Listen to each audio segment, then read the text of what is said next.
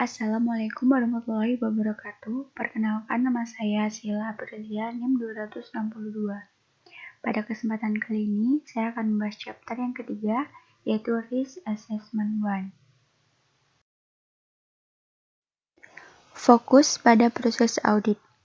Dalam bab ini akan mendiskusikan tentang berbagai fase audit atau tahapan audit, yang meliputi fase penilaian risiko, fase respon risiko, dan fase pelaporan. Selama fase penilaian risiko audit, auditor akan mendapatkan pemahaman tentang klien mereka, kontrol internal klien mereka, lingkungan teknologi informasi klien mereka, lingkungan tata kelola perusahaan klien, dan prosedur penutupan klien mereka. Yang pertama, 3.1 tahapan audit. Fase utama audit adalah penilaian risiko, respon risiko, dan pelaporan. Tahap pertama audit adalah menilai risiko klien dan merencanakan audit, yang secara umum fase penilaian risiko memperoleh pemahaman tentang klien, mengidentifikasi faktor-faktor yang dapat berdampak pada risiko salah saji material dalam laporan keuangan, pelaksanaan risiko dan penilaian materialitas, serta mengembangkan strategi dari audit. Yang pertama ada tahapan penilaian risiko. Perencanaan audit atas laporan keuangan mengharuskan auditor merencanakan audit mereka dengan menilai risiko untuk mengurangi risiko audit ke tingkat rendah yang dapat diterima.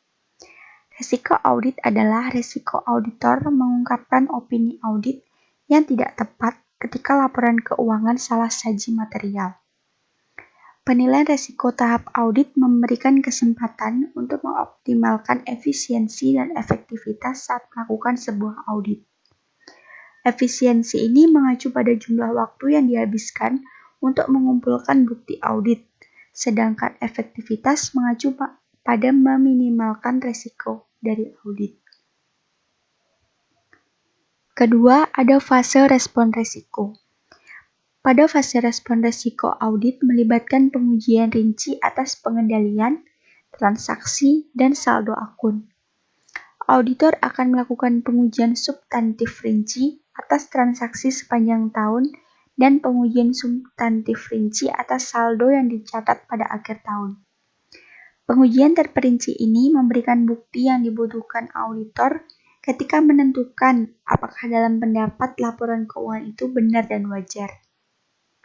Yang ketiga, menyimpulkan dan melaporkan audit. Fase terakhir dari audit melibatkan penarikan kesimpulan berdasarkan bukti yang dikumpulkan dan sampai pada opini tentang kebenaran dan kewajaran laporan keuangan. Di dalam tahap ini, auditor akan memanfaatkan pemahaman mereka tentang klien, pengetahuan rinci mereka tentang risiko yang dihadapi oleh klien, dan kesimpulan yang diambil saat menguji kontrol klien, transaksi, dan saldo akun. 3.2 Mendapatkan pemahaman tentang klien. Di awal setiap audit, seorang auditor harus mendapat pemahaman tentang klien mereka. Tujuan dari prosedur ini adalah untuk menilai risiko bahwa laporan keuangan terdapat salah saji material yang disebabkan oleh sifat bisnis klien, sifat tempat klien beroperasi, tingkat persaingan dalam industri, pelanggan dan pemasok klien, serta lingkungan peraturan tempat klien beroperasi. Yang pertama ada tingkat entitas. Penting bagi auditor untuk mendapatkan pengetahuan tentang klien mereka.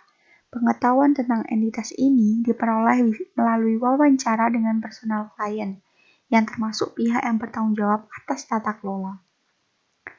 Yang kedua ada tingkat industri. Di dalam tingkat industri, auditor tertarik dengan posisi klien mereka dalam industrinya, tingkat persaingan di industri tersebut, dan diukur klien mereka relatif terhadap pesaing. Ketiga ada tingkat ekonomi. Ketika memperoleh pemahaman tentang klien, auditor menilai bagaimana faktor tingkat ekonomi memengaruhi klien. Kemajuan dan penurunan ekonomi, perubahan suku bunga, dan fluktuasi mata uang mempengaruhi perusahaan. Selanjutnya, 3.3 Resiko penipuan. Selama fase penilaian risiko audit, auditor akan menilai risiko salah saji material karena kecurangan.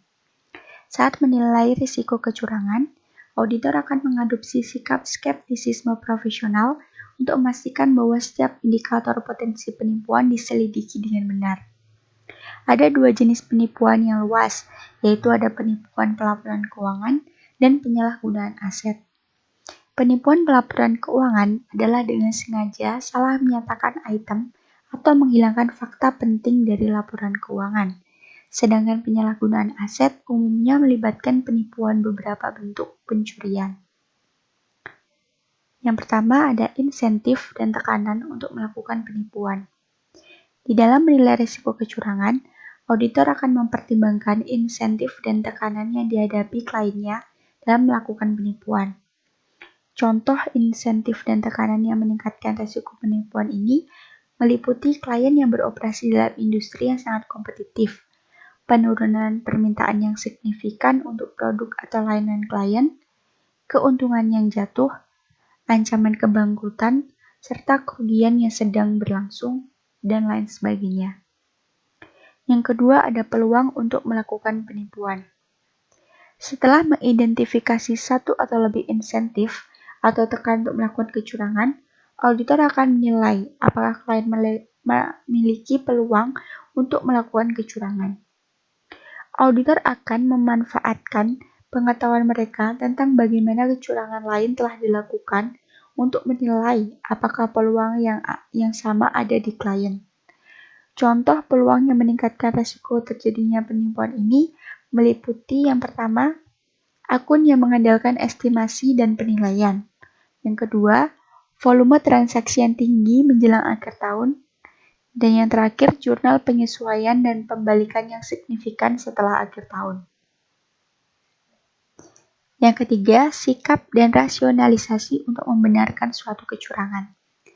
Bersama dengan identifikasi insentif atau tekanan untuk melakukan kecurangan dan peluang untuk melakukan kecurangan, auditor akan menilai sikap dan rasionalisasi manajemen klien dan staf terhadap kecurangan.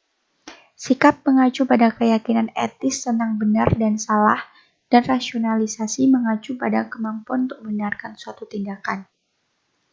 Contoh sikap dan rasionalisasi yang digunakan untuk membangun kecurangan meliputi nada bicara yang buruk di puncak, yaitu biasanya dari manajemen senior.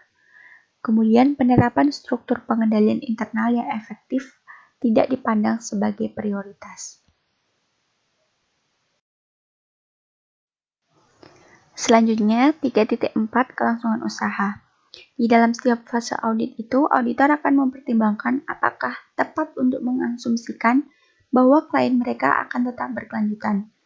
Asumsi kelangsungan usaha ini dibuat ketika diyakini bahwa perusahaan akan tetap menjalankan bisnisnya di masa mendatang. Berdasarkan asumsi ini, aset dinilai atas dasar bahwa aset tersebut akan terus digunakan untuk tujuan menjalankan bisnis dan kewajiban dicatat dan diklasifikasikan sebagai lancar dan tidak lancar atas dasar bahwa klien akan membayar hutangnya pada saat jatuh tempo di tahun-tahun mendatang. Yang di sini merupakan tanggung jawab manajemen dan pihak yang bertanggung jawab atas tata kelola untuk menilai apakah perusahaan mereka kemungkinan besar akan tetap bertahan.